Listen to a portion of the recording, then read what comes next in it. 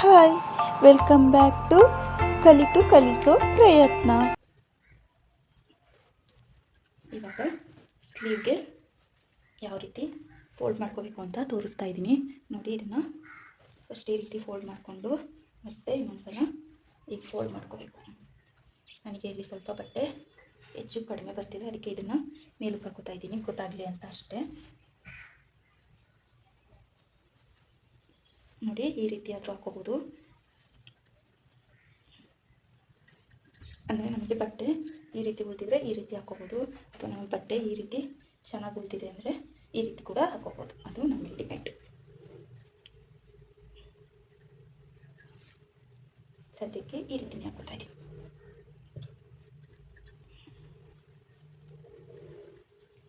ನೋಡಿ, ಫಸ್ಟು ಈ ರೀತಿ ಆ ಕಡೆನ ಸಮ ಮಾಡ್ಕೊಳ್ಳಿ, ಆವಾಗ ಹೆಚ್ಚು ಕಡಿಮೆ ಬರೋದಿಲ್ಲ. ಇದಿಷ್ಟು ಆದಮೇಲೆ ಸ್ಲೀವ್ ಕಟ್ಟಿಂಗ್. ನನಗೆ ಇಲ್ಲಿ ಬಟ್ಟೆ ಸಾಲೋದಿಲ್ಲ, ಅದನ್ನು ಜಾಯಿಂಟ್ ಮಾಡ್ಕೋಬೇಕು. ನೆಕ್ಸ್ಟ್ ಇವಾಗ ಎದೆಯ ತೋಳಿನ ಉದ್ದ 10 ಇಂಚು ನೋಡಿ, 10 ಇಂಚು ಬರ್ತಿದೆ. ತೋಳಿನ ಕೆಳಗಡೆ ಸುತ್ತಳತೆ 4.25 ಅಥವಾ 4.25. ಇದಿಷ್ಟೇ ನಮಗೆ ಅದರಿಂದ ಬೇಕಾಗಿರೋದು. ಇವಾಗ ತೋಳಿನ ಉದ್ದ ಇದು ಲೈನಿಂಗ್ ಆಗಿರೋದ್ರಿಂದ 1 ಇಂಚು ಹೆಚ್ಚಿಗೆ ಆದರೆ ಸಾಕು. ನೋಡಿ, 11 ಇಂಚಿಗೆ ಮಾರ್ಕ್ ಮಾಡ್ಕೊಂಡಿದ್ದೀನಿ, 1 ಇಂಚು ಹೆಚ್ಚಿಗೆ ತೊಗೊಂಡಿದ್ದೀನಿ ಅಷ್ಟೇ, ಗೊತ್ತಾಗಲಿ ಅಂತ. ಒಂದು ಸ್ವಲ್ಪ 11 ಇಂಚಿಗೆ ಗೆರೆ ಹಾಕೋ ಗೊತ್ತಾಗಲಿ ಅಂತ ಆ ರೀತಿ ಮಾರ್ಕ್ ಮಾಡ್ಕೊಂಡಿದ್ದೀನಿ. ನೆಕ್ಸ್ಟು ನಮ್ಮ ಎದೆ ಸುತ್ತಳತೆ 8.25, ಅದಕ್ಕೆ 2 ಇಂಚ್ ಅಂದರೆ 10.25 ಇಂಚು ನಮಗೆ ಇಲ್ಲಿ ಬೇಕು. ಬಟ್ಟೆನ ಅಡ್ಜಸ್ಟ್ ಮಾಡ್ಕೋಬೇಕು, ಇಲ್ಲಿ ನಮಗೆ ಸಾಲೋದಿಲ್ಲ. ಮುಂದಕ್ಕೆ ನಾವು ಬಟ್ಟೆ ಅಡ್ಜಸ್ಟ್ ಮಾಡ್ಕೊಳ್ಳೋಣ. ಇವಾಗ ಇಲ್ಲಿಂದ 3 ಇಂಚಿಗೆ ಮಾರ್ಕ್ ಮಾಡ್ಕೋಬೇಕು.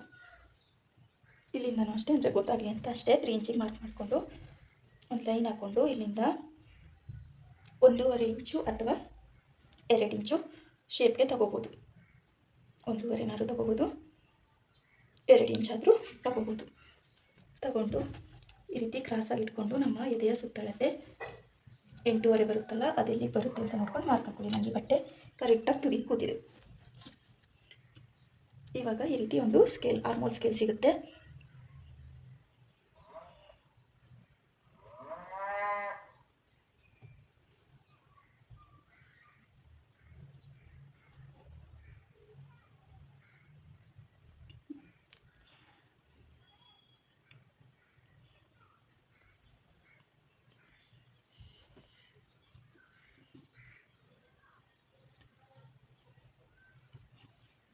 ಇದನ್ನು ಈ ರೀತಿ ಇಟ್ಕೊಂಡು ಶೇಪ್ ಕೊಟ್ಕೋಬೇಕು.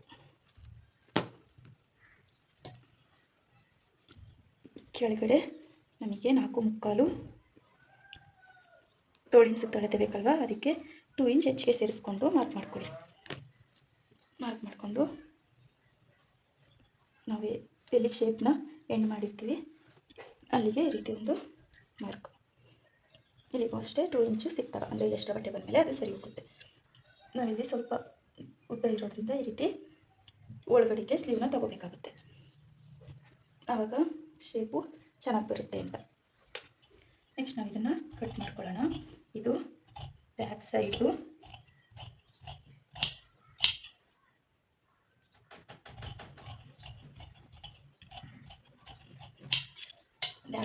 ತೋಳಿನ ಶೇಪ್ ಆಗಿರುತ್ತೆ ನೋಡಿ. ನಾನಿವಾಗ ಇಲ್ಲಿ ಸ್ವಲ್ಪ ಬಟ್ಟೆ ಬಿಟ್ಟು ಹಿಂಗೆ ಈ ರೀತಿ ಕಟ್ ಮಾಡಿಕೊಂಡೆ, ಅಂದರೆ ತೋಳಿಂದು ಶೇಪ್ ತೆಗೆದಿದ್ವಲ್ಲ, ಅದು ಉಳಿದಿದ್ದ ಬಟ್ಟೆನೇ ನಾನು ಇಲ್ಲಿ ಕಟ್ ಮಾಡ್ಕೊಂಡಿದ್ದೀನಿ. ಇದನ್ನು ಅಟ್ಯಾಚ್ ಮಾಡೋದ್ರಿಂದ ನಮಗೆ ಬ್ಲೌಸಲ್ಲಿ ರಿಂಕಲ್ಸ್ ಬರೋದಿಲ್ಲ, ಇಲ್ಲಾಂದರೆ ಬೇರೆ ಬಟ್ಟೆ ಆದರೆ ರಿಂಕಲ್ಸ್ ಬರುತ್ತೆ ನೋಡಿ. ಇದನ್ನೇ ಇಲ್ಲಿಗೆ ನಾವು 4 ಬಟ್ಟೆಗೂ ಇದನ್ನೇ ಅಟ್ಯಾಚ್ ಮಾಡ್ಕೋಬೇಕು.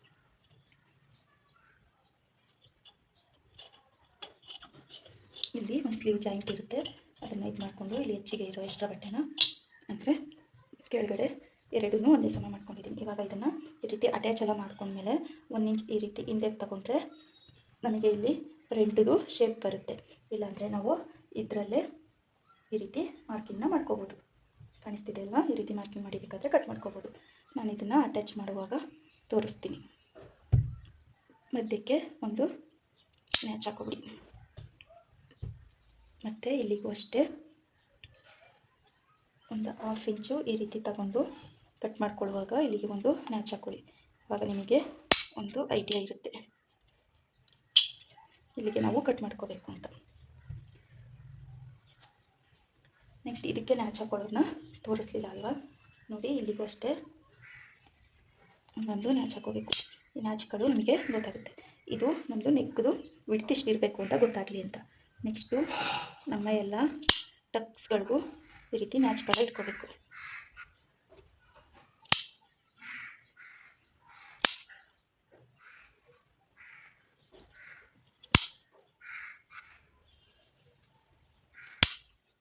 ಮತ್ತು ಇಲ್ಲಿ ನಮ್ಮದು ಎದೆ ಸುತ್ತಳತೆ ಮಾರ್ಕಿಂಗ್ ಮಾಡಿರ್ತೀವಲ್ಲ ಅಲ್ಲಿಗೂ ಅಷ್ಟೇ ಒಂದು ನ್ಯಾಚ್ ಹಾಕೋಬೇಕು. ನೋಡಿ ಇಷ್ಟು ನ್ಯಾಚ್ಗಳನ್ನ ಹಾಕೋಬೇಕು. ಇಲ್ಲಿಗೂ ನಾವು ನ್ಯಾಚ್ಗಳನ್ನ ಹಾಕೋಬೇಕು. ನೋಡಿ ನಾನು ಇಲ್ಲಿಗೆ ಹಾಕೋತಾ ಇದ್ದೀನಿ, ನಮ್ಮದು ನೆಕ್ಕು ವಿಡ್ತ್ ಗೊತ್ತಾಗಲಿ ಅಂತ. ನೆಕ್ಸ್ಟು ಎದೆ ಸುತ್ತಳತೆದು ನಾನು ನ್ಯಾಚ್ ಹಾಕೋತಾ ಇದ್ದೀನಿ. ನೆಕ್ಸ್ಟ್ ನಾವು ಇಲ್ಲಿಗೂ ಹಾಕೋಬೋದು ಬೇಕಾದರೆ, ಇಲ್ಲಾಂದರೆ ಇಲ್ಲ. ಇದಿಷ್ಟೇ ನ್ಯಾಚ್ಗಳು ಹಾಕೋಬೇಕಾಗಿರೋದು.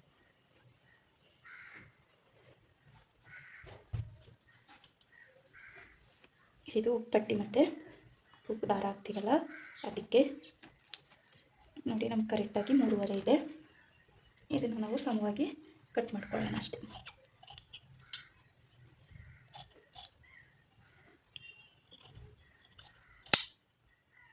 ನೋಡಿ ನಮಗೆ ಉಕ್ಕು ಹಾಕೋದು ರೆಡಿ ಆಯಿತು.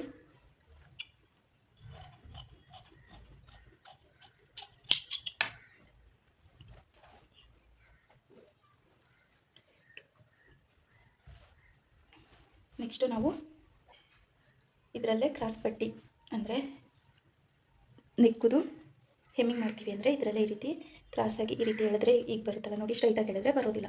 ಈ ರೀತಿ ಕ್ರಾಸಾಗಿ ಎಳೆದ್ರೆ ಈ ರೀತಿ ಬರುತ್ತಲ್ಲ, ಆ ಕಡೆ ನಾವು ಈ ರೀತಿಯಾಗಿ ಮಾರ್ಕಿಂಗ್ನ ಮಾಡಿಕೊಂಡು ನೆಕ್ಕುದು ಹೆಮ್ಮಿಂಗ್ ಮಾಡೋಕ್ಕೆ ತಗೋಬೇಕು.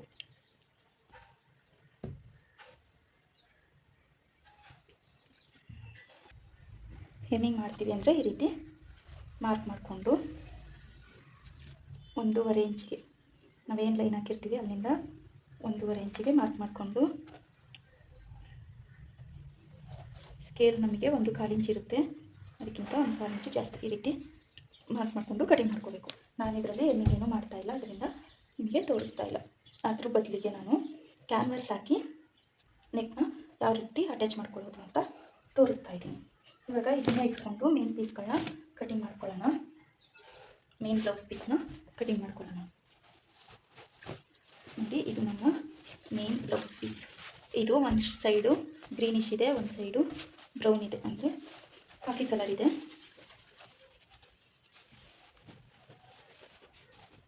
ಅದರಿಂದ ನಾನು ಲೈನಿಂಗ್ನ ಕಾಫಿ ಕಲರೇ ತಗೊಂಡಿದ್ದೀನಿ.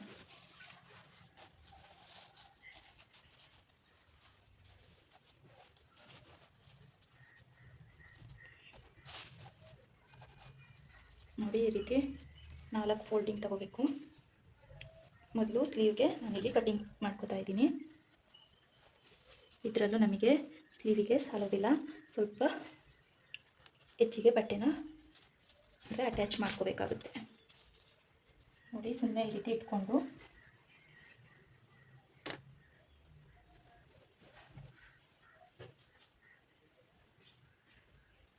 ನಮ್ಮ ಸ್ಲೀವ್ ಇರುತ್ತಲ್ಲ ಅದನ್ನು ಈ ರೀತಿ ಇಟ್ಕೊಳ್ಳಿ. ಈ ಕಡೆಯೂ ಸ್ವಲ್ಪ 1/2 ಇಂಚು ಗ್ಯಾಪ್ನ ಬಿಟ್ಕೊಂಡಿರಿ, ಮೇಲೂ ಸ್ವಲ್ಪ ಗ್ಯಾಪ್ನ ಬಿಟ್ಕೊಂಡು ಇಷ್ಟಕ್ಕೆ ಕಟಿಂಗ್ ಮಾಡ್ಕೊಳ್ಳಿ. ಆವಾಗ ನಮಗೆ ಈ ಬಟ್ಟೆನ ಇಲ್ಲಿಗೆ ಅಟ್ಯಾಚ್ ಮಾಡೋಕ್ಕೆ ಸರಿಯಾಗುತ್ತೆ. ಈ ರೀತಿ ಕಟಿಂಗ್ ಮಾಡಿಕೊಂಡು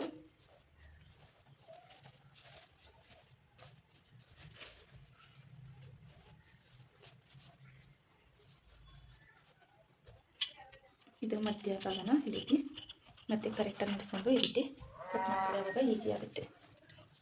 ನೋಡಿ ಸ್ಲೀವ್ದು ಆಯಿತು.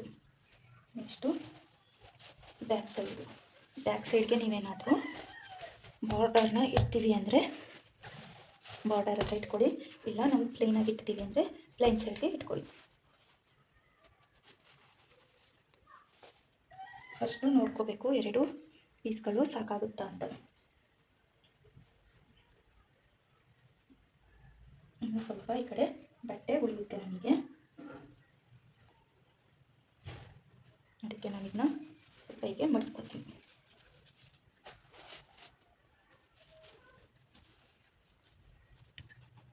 ನಮಗೆ ಬಾರ್ಡ್ರು ಬೇಕಾಗಿರೋದ್ರಿಂದ ಈ ರೀತಿ ಮಡಿಸ್ಕೋಬೇಕು. ನೋಡಿ ನಾನು ಈ ಥರ ಇಟ್ಟು ತೋರಿಸ್ತಾ ಇದ್ದೀನಿ.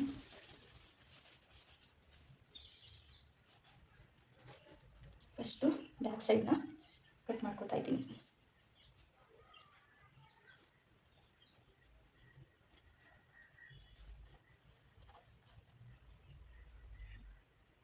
ಇಲ್ಲೂ ಅಷ್ಟೇ ಒಂದು 1/2 ಇಂಚಷ್ಟು ಮೇಲೆ ಕೆಳಗಡೆ ಬಿಟ್ಟೆ ಕಟಿಂಗ್ನ ಮಾಡ್ಕೋಬೇಕು. ಸುತ್ತಲೂ ಒಂದು 1/2 ಇಂಚು ಬಿಟ್ಕೊಡಿ, ಆವಾಗ ನಮಗೆ ಹೊಲಿದು ಕಟ್ಟಿಂಗ್ ಎಲ್ಲ ಮಾಡೋಕ್ಕೆ ಈಸಿ ಆಗುತ್ತೆ ಅಂತ. ಆ ಕಡೆ ಇರೋ ಬಟ್ಟೆ ಇನ್ನೊಂದು ಕೆಂಪಾದರೂ ಯೂಸ್ ಆಗುತ್ತೆ ಅಂತ. ಇವಾಗ ನಾವು ಡೋರಿ ಎಲ್ಲ ಮಾಡ್ಕೋತೀವಿ ಅಂದರೆ ಆ ಕಡೆ ಇರೋ ಬಟ್ಟೆ ನಮಗೆ ಯೂಸ್ ಆಗುತ್ತೆ. ನೋಡಿ ಈ ರೀತಿ ಇಟ್ಕೊಂಡು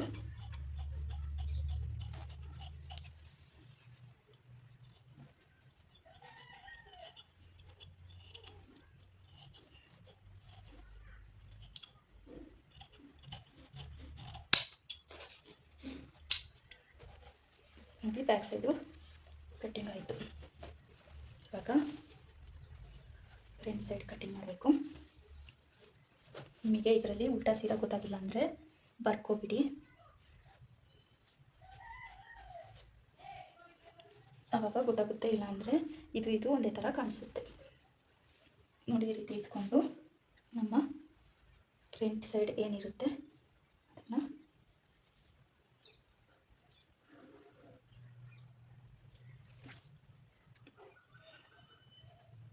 ಇಲ್ಲೇ ಕ್ರಾಸ್ ಬೆಲ್ಟಿಗೂ ಸಾಕಾಗುತ್ತಾ ಅಂತಲೂ ಒಂದ್ಸಲ ಚೆಕ್ ಮಾಡ್ಕೊಳ್ಳಿ.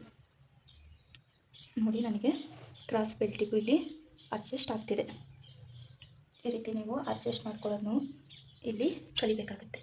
ಫಸ್ಟು ಕ್ರಾಸ್ ಬೆಲ್ಟಿಗೆ ಏನು ಬಿಟ್ಟಿರ್ತೀವಿ ಆ ಬಟ್ಟೆನ ಕಟಿಂಗ್ ಮಾಡ್ಕೊಳ್ಳೋಣ.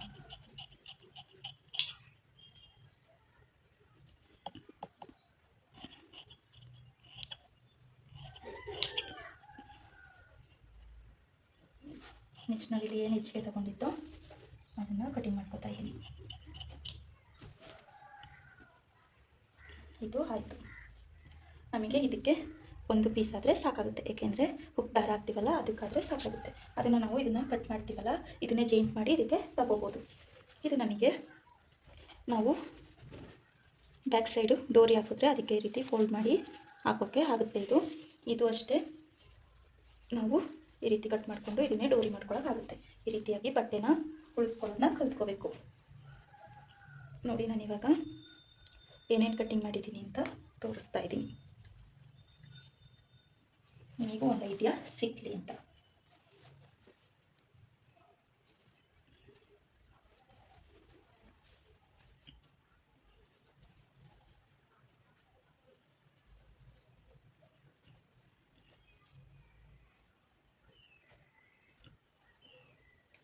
ನೋಡಿ ಬ್ಯಾಕ್ ಸೈಡ್ ಆಯಿತು, ಫ್ರಂಟ್ ಸೈಡ್ ಆಯಿತು, ಕ್ರಾಸ್ ಬೆಲ್ಟ್ ಆಯಿತು, ಸ್ಲೀವ್ ಕೂಡ ಆಯಿತು. ಇದಿಷ್ಟು ನಮ್ಮ ಮೇನ್ ಬೇಕಾಗಿದ್ದು ಆಯಿತು.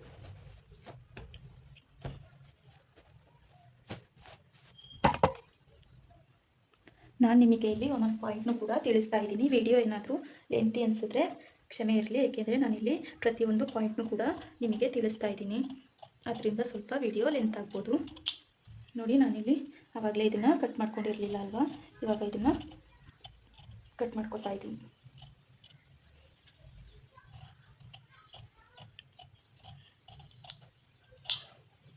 ಅಂದರೆ ನಾವೇನು ಡಿಸೈನ್ ಮಾಡಿರ್ತೀವಿ ಅದನ್ನು ಈ ರೀತಿ ಕಟಿಂಗ್ ಲೈನಿಂಗಲ್ಲಿ ಮಾತ್ರ ಕಟಿಂಗ್ ಮಾಡ್ಕೊತಾ ಇದ್ದೀನಿ.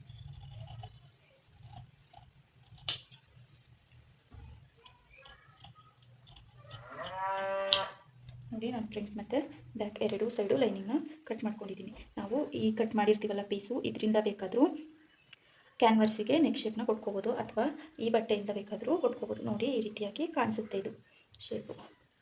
ಇದು ಅಷ್ಟೇ ಫ್ರಂಟ್ ಸೈಡು ಈ ರೀತಿಯಾಗಿ ಕಾಣಿಸುತ್ತೆ.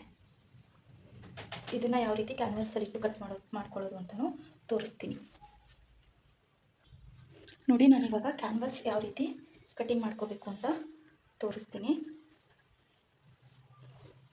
ನೋಡಿ ನಾವು ಏನು ನೆಕ್ ಶೇಪ್ನ ಯಾವ ರೀತಿ ಕಟಿಂಗ್ ಮಾಡ್ಕೊಂಡಿರ್ತೀವಿ, ಸಾರಿ ಇದನ್ನು ಕ್ಯಾನ್ವರ್ಸ್ ಅಂತ ಹೇಳ್ತೀವಿ. ನೋಡಿ ಶೈನಿಂಗ್ ಇರುತ್ತಲ್ಲ, ಇದನ್ನು ಬಟ್ಟೆ ಮೇಲೆ ಐರನ್ ಮಾಡಿದ್ರೆ ಸ್ಟಿಫಾಗಿ ಅಂಟ್ಕೊಳ್ಳುತ್ತೆ. ಇದನ್ನು ಕ್ಯಾನ್ವರ್ಸ್ ಅಂತ ನಾವು ಕರೆಯೋದು. ಈ ರೀತಿ ಇಟ್ಕೊಂಡು ಮಧ್ಯಕ್ಕೆ ಮಡಿಸ್ಕೊಂಡಿದ್ದೀನಿ ಕ್ಯಾನ್ವರ್ಸ್ನ. ನಾವೇನು ನೆಕ್ಕದು ಮಾರ್ಕಿಂಗ್ ಮಾಡ್ಕೊಂಡಿರ್ತೀವಿ ಅಂದರೆ ಅದನ್ನು ಕಟಿಂಗ್ ಮಾಡ್ಕೊಂಡಿರ್ತೀವಿ, ಅದನ್ನು ಈ ರೀತಿ ಇಟ್ಕೋಬೇಕು. ಕರೆಕ್ಟಾಗಿ ಈ ರೀತಿ ಇಟ್ಕೊಂಡು ನಾವು ಅದ್ರ ಮೇಲ್ಗಡೆನೆ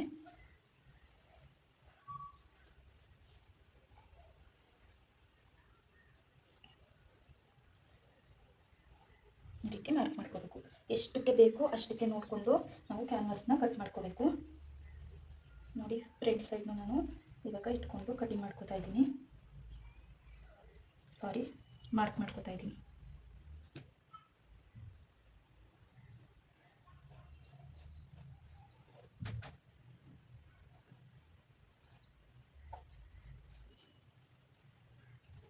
ನೋಡಿ ಇದು ಅಷ್ಟೊಂದು ಕಾಣಿಸ್ತಾ ಇಲ್ಲ, ಬೇರೆ ಚಾಪ್ಸಲ್ಲಿ ತೋರಿಸ್ತೀನಿ.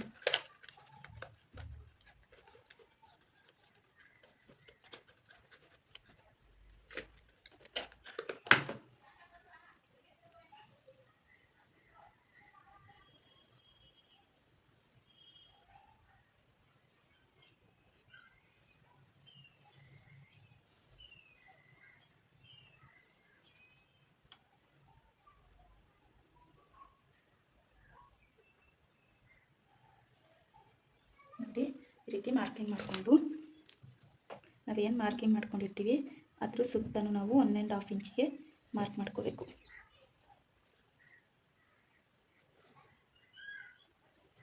ಇದಕ್ಕೂ ಅಷ್ಟೇ ಮಾರ್ಕಿಂಗ್ ಮಾಡಿ ತೋರಿಸ್ತೀನಿ. ನೋಡಿ ಈ ರೀತಿಯಾಗಿ 1.5 ಇಂಚಿಗೆ ಮಾರ್ಕ್ ಮಾಡಿಕೊಂಡು ಆ ಮಾರ್ಕಿಂಗ್ ಮೇಲೆ ಎಲ್ಲ ಮಾರ್ಕಿಂಗ್ಗಳನ್ನು ಈ ರೀತಿ ಕೂಡಿಸ್ಕೋಬೇಕು.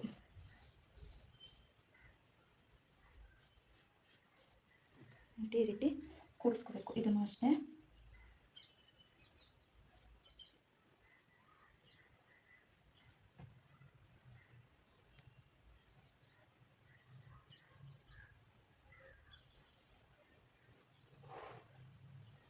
ನೋಡಿ ಈ ರೀತಿ ಮಾರ್ಕ್ ಮಾಡಿಕೊಂಡು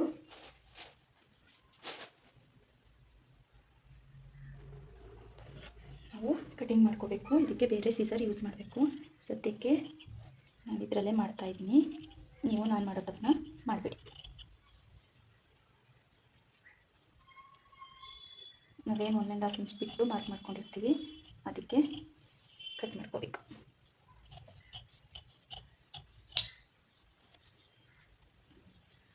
ಈ ಒಳಗಡೆ ಇವಾಗಲೇ ಬೇಕಾದರೂ ಕಟ್ ಮಾಡ್ಕೋಬೋದು, ಆಮೇಲೆ ಬೇಕಾದರೂ ಕಟಿಂಗ್ ಮಾಡ್ಕೋಬೋದು. ನಾನು ಇವಾಗಲೇ ಒಂದೇ ಸಲ ತೋರಿಸ್ತಾ ಇದ್ದೀನಿ.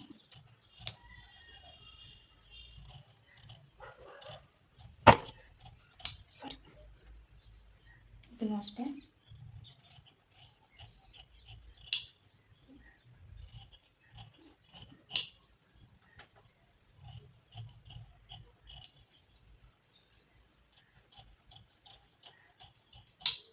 ಈ ಶೇಪ್ನ ಕೂಡ ಇಟ್ಕೊಂಡು ಮಾರ್ಕ್ ಮಾಡ್ಬೋದು ಅನ್ನಲ್ಲ. ನೋಡಿ ಈ ರೀತಿ ಇಟ್ಕೊಂಡ್ರೆ ಇದು ಅಷ್ಟೇ ಬರುತ್ತೆ. ಇದನ್ನೇ ನಾವು ಇನ್ನೊಂದು ಸ್ವಲ್ಪ ಈ ಕಡೆ ತಗೊಂಡ್ರೆ ಇದು ಬೇರೆ ಏನಕ್ಕಾದರೂ ಯೂಸ್ ಆಗುತ್ತೆ. ಇದು ನೋಡಿ ಈ ರೀತಿ ಬಂದಿರುತ್ತೆ. ತುಂಬ ಡೀಪೆಲ್ಲ ಆಗ್ತಾರಲ್ಲ ಅಂಥವ್ರಿಗೆ ಕ್ಯಾನ್ವಸ್ನ ಯೂಸ್ ಮಾಡ್ಬೋದು. ಇವಾಗ ನಮ್ಮದು ಯಾವ ರೀತಿ ಬಂದಿದೆ ಅಂತ ಓಪನ್ ಮಾಡಿ ತೋರಿಸ್ತೀನಿ. ನೋಡಿ ಈ ರೀತಿಯಾಗಿ ಬಂದಿರುತ್ತೆ. ಇದು ಕಾಣಿಸ್ತಿಲ್ಲ, ಬಟ್ಟೆ ಮೇಲೆ ಇಟ್ಟು ತೋರಿಸ್ತೀನಿ. ನಾವು ಇದನ್ನ ಈ ರೀತಿಯಾಗಿ ಇಟ್ಕೊಂಡು ನೋಡ್ಕೋಬೇಕು. ಶೈನಿಂಗ್ ಈ ಕಡೆ ಇದೆ, ಇದನ್ನು ಈ ರೀತಿ ಇಟ್ಕೊಂಡು ಇದ್ರ ಮೇಲ್ಗಡೆ ಐರನ್ ಮಾಡಿದ್ರೆ ಇದು ಅಂಟ್ಕೊಳ್ಳುತ್ತೆ. ಇದೆಷ್ಟಿದೆ ಅಷ್ಟನ್ನು ನೋಡಿಕೊಂಡು ನಾನಿಲ್ಲಿ ಹೆಚ್ಚಿಗೆ ಬಟ್ಟೆನ ಕಟ್ ಮಾಡ್ಕೊತಾ ಇದ್ದೀನಿ. ಈ ಕಡೆ ಇನ್ನೊಂದು ಸ್ವಲ್ಪ ಹೆಚ್ಚಿಗೆ ಬಟ್ಟೆನ ಬೇಕಾದರೆ ಇಟ್ಕೋಬೋದು, ಯಾಕಂದರೆ ಇದನ್ನು ನಾವು ಈ ರೀತಿ ಫೋಲ್ಡ್ ಮಾಡಿ ಹೊಲಿಯೋಕ್ಕೆ ಸರಿಯಾಗುತ್ತೆ. ಅಂದರೆ ಯಾವ ರೀತಿ ಅಂದರೆ ಹೀಗೆ ಇಲ್ಲಿ ಕಟ್ ಮಾಡಿಕೊಂಡ್ರೆ ನಾವು ಸುತ್ತ ಈ ರೀತಿ ಫೋಲ್ಡ್ ಮಾಡಿ ಹೊಲಿಯೋಕ್ಕೂ ಕೂಡ ಸರಿಯಾಗುತ್ತೆ. ಇವಾಗ ನಮಗೆ ಇದಕ್ಕೆ ಈ ಬಟ್ಟೆ ಸಾಲೋದಿಲ್ಲ, 1 ಮೀಟ್ರ್ ತಗೊಂಡ್ರೆ ಸಾಕಾಗುತ್ತೆ. ನೋಡಿ ನನ್ನ ಹತ್ರ ಬೇರೆ ಬಟ್ಟೆ ಇತ್ತು, ಅದಕ್ಕೆ ನಾನು ಬರೀ 80 ಸೆಂಟಿಮೀಟರ್ ಅಷ್ಟೇ ತೊಗೊಂಡಿದ್ದೆ.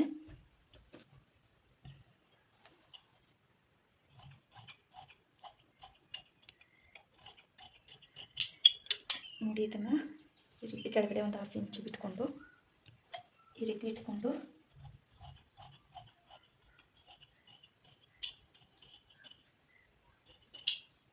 ಕಟಿಂಗ್ ಮಾಡ್ಕೋಬೇಕು. ಇದನ್ನು ಐರನ್ ಮಾಡೋಕ್ಕೆ ಸರಿಯಾಗುತ್ತೆ ಅಂತ.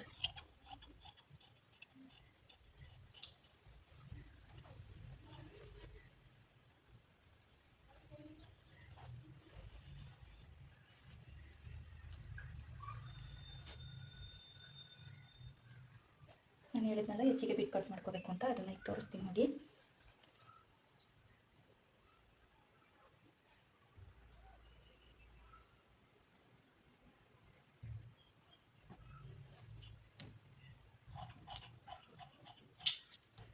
ಈ ರೀತಿ 2 ಬಟ್ಟೆನೂ ಕಟಿಂಗ್ ಮಾಡ್ಕೊಂಡಿದ್ದೀನಿ. ಇದನ್ನಾರು ಯೂಸ್ ಮಾಡ್ಬೋದು, ಇದನ್ನಾರು ಯೂಸ್ ಮಾಡ್ಬೋದು. ಸ್ವಲ್ಪ ಮ್ಯಾಚಿಂಗ್ ಆಗುತ್ತೆ ಅಂತ ನಾನು ಈ ರೀತಿ ಬಟ್ಟೆ ತೊಗೊಂಡಿದ್ದೀನಿ ಅಷ್ಟೆ.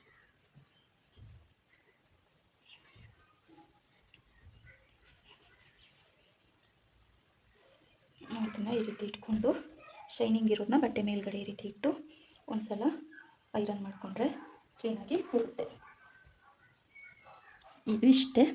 ಕ್ಯಾನ್ವಸ್ನ ಬಟ್ಟೆಗೆ ಯಾವ ರೀತಿ ಅಟ್ಯಾಚ್ ಮಾಡೋದು ಅಂತ ನೋಡೋಣ ಬನ್ನಿ. ಅಂದರೆ ಯಾವ ರೀತಿ ಐರನ್ ಮಾಡ್ಕೋಬೇಕು ಅಂತ ಈ ವಿಡಿಯೋದಲ್ಲಿ ತೋರಿಸ್ತೀನಿ ನೋಡಿ. ನಾನು ಐರನ್ ಬಾಕ್ಸಲ್ಲಿ ಸ್ಲಿಮ್ಗೆ ಅಂದರೆ ಲಾಸ್ಟಲ್ಲಿ ಇಟ್ಕೊಂಡಿದ್ದೀನಿ, ಅಂದರೆ ಸ್ವಲ್ಪ ಮಾತ್ರ ಹೀಟ್ ಆಗಬೇಕು ಆ ರೀತಿ ಇಟ್ಕೊಂಡಿದ್ದೀನಿ. ಇವಾಗ ಯಾವ ರೀತಿ ಐರನ್ ಮಾಡೋದು ಅಂತ ತೋರಿಸ್ತೀನಿ ನೋಡಿ.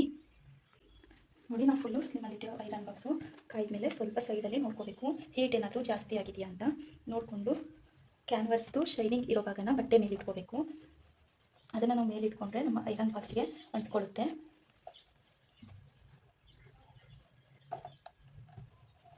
ನೋಡಿ ಈ ರೀತಿಯಾಗಿ ಐರನ್ ಮಾಡಿಕೊಂಡ್ರೆ ನಮ್ಮ ಕ್ಯಾನ್ವಸ್ಸು ಸ್ಟಿಫಾಗಿ ಅಂಟ್ಕೊಂಡಿರುತ್ತೆ. ನೋಡಿ ಬಟ್ಟೆಗೆ ಅಂಟ್ಕೊಂಡಿದೆ. ಇದೇ ರೀತಿ ನಾವು ಐರನ್ನ ಮಾಡ್ಕೋಬೇಕು. ಇದನ್ನು ಯಾವ ರೀತಿ ಅಟ್ಯಾಚ್ ಮಾಡೋದು ಅನ್ನೋ ವಿಡಿಯೋನು ಬೇಕು ಅಂದರೆ ನಮ್ಮ ಚಾನಲ್ನ ಸಬ್ಸ್ಕ್ರೈಬ್ ಮಾಡ್ಕೊಳ್ಳಿ. ಇದೇ ರೀತಿ ಹೆಚ್ಚೆಚ್ಚು ವಿಡಿಯೋಗಳು ಸಿಗುತ್ತೆ. Thank you for watching.